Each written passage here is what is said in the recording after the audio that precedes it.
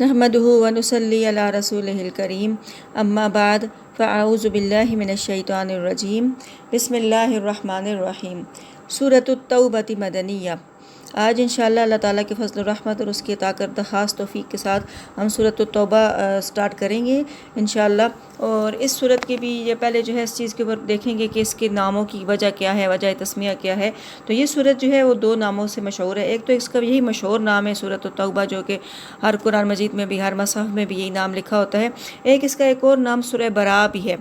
برات یا برا۔ تو اب ان کی وجوہات کیا ہیں؟ تو کہتے ہیں سورۃ توبہ اس کو اس لیے کہا جاتا ہے کہ اس میں جو ہے نا چند صحابہ کرام کی توبہ کی قبولیت کا ذکر ہے، جو کہ غزوہ تبوک میں پیچھے رہ گئے تھے،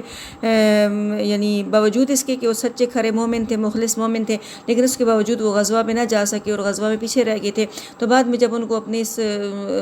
احساس ہوا، یعنی اپنی اس لغزش کا احساس ہوا، تو وہ بہت شرمندہ ہوئے اور اس کے اوپر انہوں نے بہت توبہ کی۔ تو ان کی اس توبہ کا ذکر جو ہے سورت میں آئے گا اور ان کی قبولیت کا ذکر آئے گا، تو اس لیے اس کو جو ہے سورہ توبہ کہا جاتا ہے۔ اور دوسرا یہ ہے کہ دوسرا اس کا نام سورہ برات۔ تو برات کا مطلب ہوتا ہے کسی سے،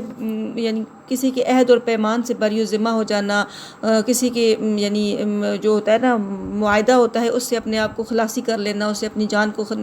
نکال لینا، خلاصی کر لینا۔ تو اس لیے اس کا نام سورہ برات بھی ہے، چونکہ اس میں مشرکین کے ساتھ جو معاہدے ہوئے تھے فتح مکہ سے پہلے، جو معاہدے کیے گئے تھے ان کے ساتھ، تو ان معاہدوں کو توڑ دیا گیا اور ان کو جو ہے نا خاص وارننگ دے دی گئی کہ اتنے عرصے تک تمہارے لیے ٹائم ہے، اب سوچنے سمجھنے کا ٹائم ختم ہو گیا، اب یا تو تم نے اسلام قبول کرنا ہے اور یا پھر جو ہے نا وہ مرنے کے لیے تیار ہو جاؤ، یا پھر تم نے جزیرہ عرب سے نکل جانا ہے۔ تو اب اس وجہ سے جو ہے نا چونکہ ان کے معاہدے ختم کر دیے گئے، اس لیے اس سورت کا نام سورہ برات بھی پڑ گیا۔ تو اب اس سورت کے جو مضامین ہیں اس میں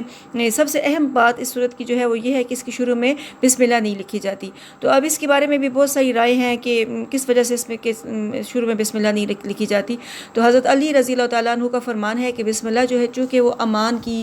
علامت ہے، اس صورت میں چونکہ مشرکین کے امان اور ان کے عہد و پیمان کو ختم کر دیا گیا، لہٰذا اس وجہ سے اس کی شروع میں بسم اللہ نہیں لکھی گئی۔ کچھ اور مفسرین کا یہ بھی خیال ہے کہ چونکہ یہ سورۃ الانفال کے بعد آئی ہے، تو دونوں صورتوں کے مضامین آپس میں بہت ملتے جلتے ہیں۔ سورۃ الانفال بھی یعنی قوانین جہاد کے اوپر مشتمل تھی، اس میں بھی جہاد کے مضامین تھے، اور سورۃ التوبہ میں بھی جہاد کے مضامین ہیں۔ سورۃ الانفال جو ہے نا وہ مدنی زندگی کے ابتدائی دور میں نازل ہوئی، یعنی غزوہ بدر جو کہ 2 ہجری میں ہوا تھا، اس کے بعد سورۃ الانفال نازل ہوئی، اور سورۃ التوبہ جو ہے وہ مدنی زندگی کے بالکل آخری زمانے میں فتح مکہ کے بعد نازل ہوئی۔ تو اس وجہ سے اس میں بھی قوانین جہاد اور جہاد کے احکامات بیان کیے گئے ہیں۔ تو چونکہ دونوں صورتوں کے مضامین آپس میں ملتے جلتے ہیں، اس لیے بعض مفسرین نے اس کو ایک ہی صورت کنسیڈر کیا کہ سورۃ توبہ اور سورۃ انفال ایک ہی صورت ہے، اس لیے اس کے بیچ میں انہوں نے بسم اللہ کا ایڈیشن نہیں کیا اور بسم اللہ کا اضافہ نہیں کیا۔ تو بہرحال مختلف رائے ہیں اس کے بارے میں۔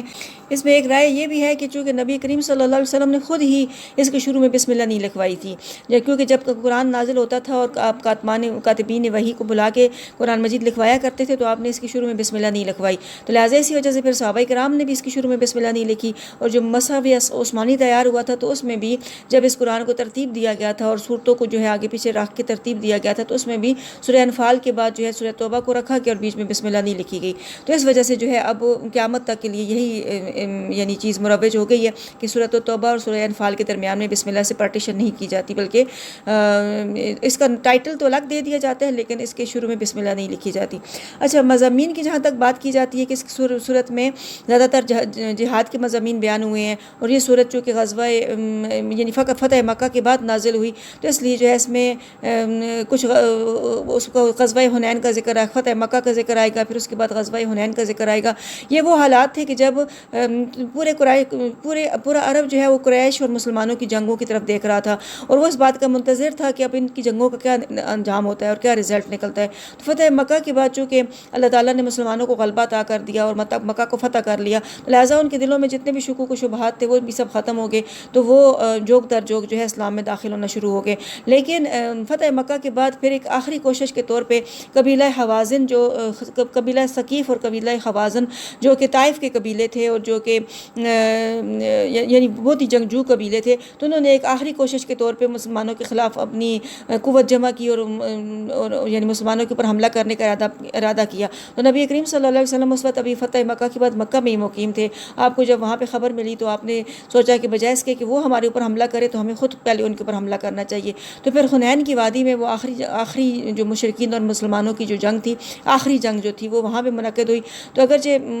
یعنی کچھ وجوہات کی وجہ سے ابتدا میں مسلمانوں کو تھوڑی ہزیمت کا سامنا کرنا پڑا، لیکن بالآخر اللہ تعالیٰ نے اس جنگ میں بھی شاندار کامیابی مسلمانوں کو عطا فرمائی اور بہت سا مال غنیمت اور بہت سے جنگی قیدی بھی اس جنگ میں ملے۔ تو اس جنگ کا واقعہ بھی اس صورت میں موجود ہے۔ اس کے علاوہ جو ہے نا فتح مکہ کے لیے تشریف لانے سے پہلے ہی روم کے بادشاہ نے مسلمانوں کی بڑھتی ہوئی طاقت کو دیکھ کر ان پر حملہ کرنے کے لیے ایک بڑی فوج جمع کی۔ نبی کریم صلی اللہ علیہ وسلم کو جب اس بات کا پتہ چلا تو آپ نے پیش قدمی کر کے ان کے مقابلے کے لیے یعنی تبوک تک تشریف لے گئے۔ اس صورت کا بہت بڑا حصہ نبی کریم صلی اللہ علیہ وسلم کی غزوہ تبوک کے لیے تیاری کرنا، صحابہ کرام کا بھی آپ کی سنگت میں پورے جوش و خروش کے ساتھ تیاری کرنا، لیکن منافقوں کے حیل و حجت کرنا اور بہانے بنانا اور بہانے بنا کے اپنے لیے یعنی جہاد میں نہ جانے سے رخصت حاصل کرنا، تو یہ ساری واقعات کے اوپر جو ہے نا یہ ایک بڑا حصہ اس صورت کا غزوہ تبوک کے واقعات کے اوپر مشتمل ہے۔ تو اس لیے اب ہم اس کو سٹارٹ کرتے ہیں اور دیکھتے ہیں کہ اس میں کیا کیا مضامین بیان کیے گئے ہیں اور ان کی ترتیب کس طرح سے ہے، اور اللہ تعالیٰ سے توفیق مانگتے ہیں کہ اللہ تعالیٰ ہمیں صحیح طریقے سے پڑھنے اور سمجھنے کی توفیق عطا فرمائے۔